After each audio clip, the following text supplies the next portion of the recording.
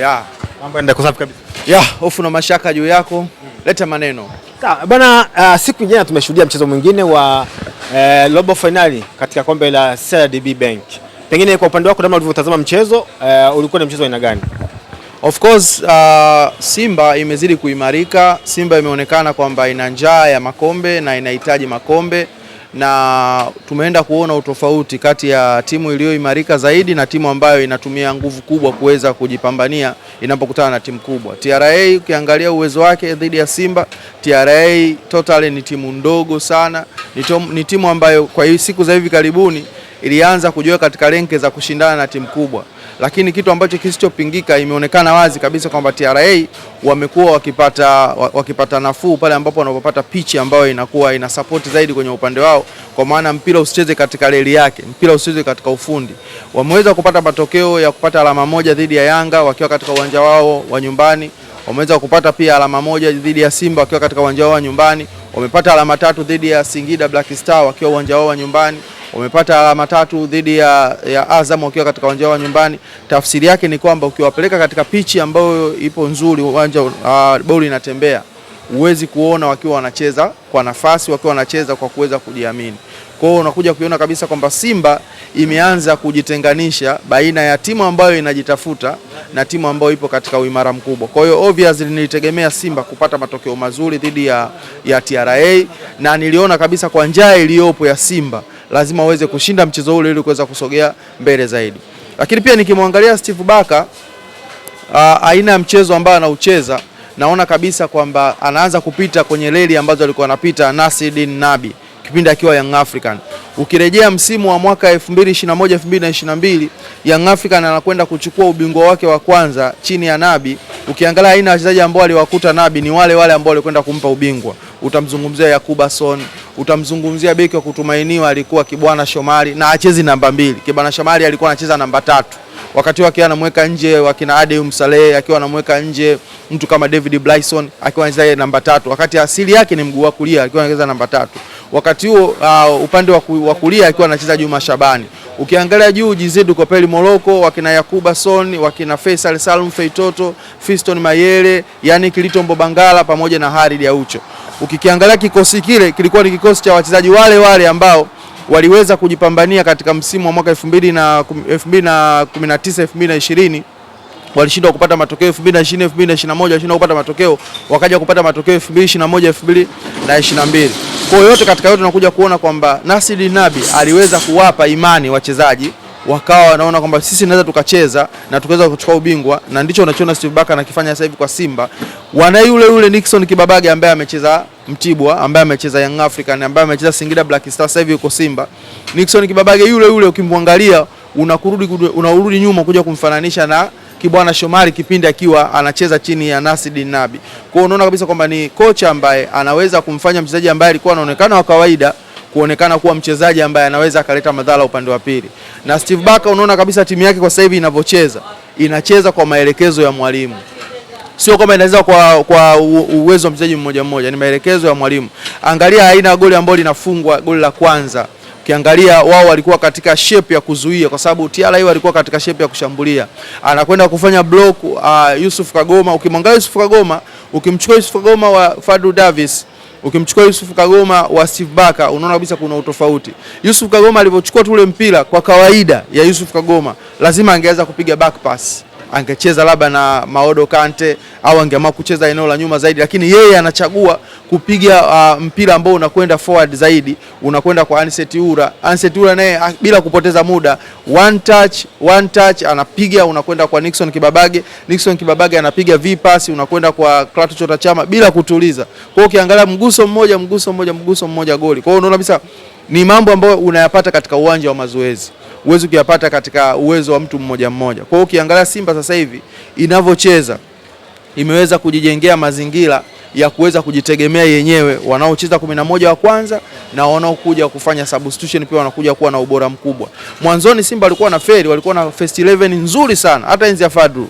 Lakini baada ya first 11 kuanza kufeli kutoa kile ambacho mwalimu anakitegemea, wanapofanya substitution ndipo Simba ilikuwa inaporomoka, na ikifika dakika ya 60, dakika ya 70 Simba ilikuwa inashuka. Lakini kwa sasa hivi kadiri mpira unavyozidi kwenda, kadiri muda unavyozidi kwenda, Simba unaiona ikiwa inaimarika, Simba unaiona ikiwa inabadilisha approach kulingana na mahitaji ya mchezo. Kwa hiyo unaona kabisa kwa sasa hivi Simba inakushawishi kwamba hii inaweza ikaleta ushindani, na wasije wakabeza kwamba hawezi kuchukua ubingwa wakiwa na Kibabage. Ndio nimewakumbusha kwamba Young African walichukua ubingwa wakiwa na Kibwana Shomari akicheza namba 3.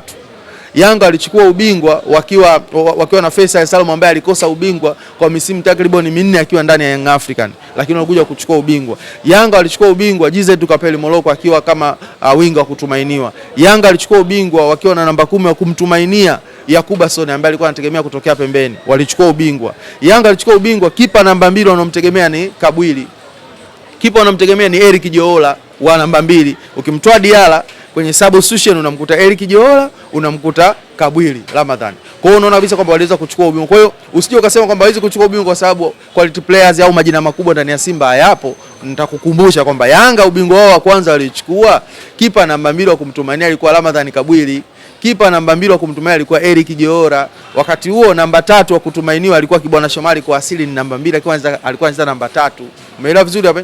David Blyson alikuwa apati nafasi, Adem Saleh alikuwa apati nafasi. Kwa hiyo yote katika yote, wakati huo pia wakina Zawadi Mauya walikuwa ndio wachezaji wa kutumainiwa ndani ya Young African. Wanakwenda kuchukua kombe kwa mara ya kwanza mbele ya Simba 2021, kombe la ngao ya jamii. Pasi inatoka kwa Faridi Musa Maliki, inakwenda kwa Fiston Mayere, anafunga, wanachukua kombe kwa mara ya kwanza baada ya kupata utawala mkubwa sana wa Simba Sports Club. Kwa hiyo kwa kipindi hicho chote ambacho Yanga waliweza kuchukua ubingwa, ule mfanano wa Yanga kufanya transition, kufanya mabadiliko na kuja kuwa machampion, ndio naiona Simba sasa inaanza kuja. Kwa hiyo wasije wakabeza wakafikiri kwamba lazima waje kuchukua ubingwa wawe na wachezaji ambao wenye majina ya kutisha sana. Wachezaji hao pia wanaweza kuonyesha lamani ambao Simba wanaweza wakawapa matokeo. Sasa wengi wamekuwa na wasiwasi kutokana na kiwango anachoonyesha Clatous Chota Chama kwa sasa, kwamba huyu anapofika wakati wa kumaliza mkataba wake huwa anaonyesha kiwango cha hali ya juu sana. Pengine kwa wewe namna unavyomtazama Clatous Chota Chama, ni kweli tuyaamini maneno wanaosema hawana imani naye? Of course hayo ni maneno ambayo watu ni maneno ambayo ya kubashiri, sio maneno ambayo unaweza ukapa 100% ya kuyaamini. Lakini ukweli usiopingika ni kwamba Chama amekuwa na kiwango bora sana akiwa ndani ya Simba. Na kwa nini amekuwa na kiwango bora? Kuna vitu viwili ambavyo vinambeba Chama. Kitu cha kwanza ni imani yake, kwamba anaamini kwamba performance yake inakuwa bora akiwa anaitumikia Simba. Hilo jambo la kwanza. Jambo la pili, Simba wameamua kucheza style ya kuweza kumzunguka Chama. Yaani wachezaji wote, timu nzima inacheza ikiwa inamzunguka Chama. Chama anaamua play style ya Simba iwe ya namna gani.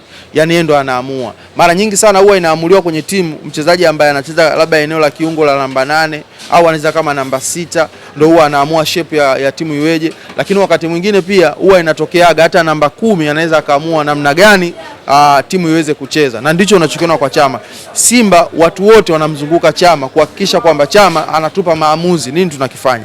Na hii Simba walipitia kwa misimu takriban 3, walikosa huduma ya Clatous Chota Chama. Kwa hiyo kwa aina ambayo Chama anacheza na kwa aina ambayo style ya Simba wameamua kumpa Chama kama ufalme, lazima Chama ataendelea kung'aa zaidi. Ila tu kwamba unakuja kujikuta kama Simba ikija kupata timu ambayo mechi ambayo ina intensity ya hali ya juu, nini ambacho Chama anaweza akakiofa kwa Simba. Hilo ni jambo lingine ambalo la kuweza kujiuliza zaidi. Amecheza dhidi ya Yanga, alifanikiwa kupata penalty, Simba kwa machampion. Wamecheza kwenye ligi, mechi zote mbili wameweza kutoka sare, lakini dhidi ya Azam pia kadhalika vile vile. Kwa hiyo unakuja kujiona kwamba vipi wakija kupata timu ambayo inaweza ikawapa intensity ya hali ya juu Chama, tunaweza tukamwona katika aina hiyo. Lakini ukiangalia aina ya timu ambazo wanakutana nazo kwa style za Chama na kwa huduma ambazo wanampa Chama, lazima ataonekana yuko bora zaidi. Lakini yote katika yote tunakuja kumuona Chama sasa, Yanga acheze kwenye ubora wake, Azam acheze kwenye ubora wake, waje kukutana, nafikiri ndio utakuja kuona utamu wa Chama jinsi ulivyo. Sawa, hizi sifa ambazo zinatoka kwa upande wa Simba kwamba wao wanaonekana wao kuwa bora sasa hivi, pengine zinaweza kuwafanya hata uongozi kulizika na hiki kiwango kwamba pengine msimu ujao wasihangaike sana kufanya usajili wa mkubwa sana. Kwa Simba kwa sasa hivi usajili unahitajika sana kwa kiwango kikubwa mno. Wanahitajika waweze kusajili kwa sababu ukiangalia Simba kwa sasa hivi wanaye Rushain De Rock, wanaye Ismail Ture, ndio mabeki wa katikati ambao wanawatumainia. Umeelewa vizuri? ukipata shaking katika hawa watu wawili wote ukakosekana kwa mara moja, Simba lazima itasheki. Umeelewa vizuri? Lakini pia eneo la namba 2, eneo la namba 3, ila pia hapo pia pana shida pia, lazima waweze kutafuta mbadala ambaye anaweza akawasaidia zaidi.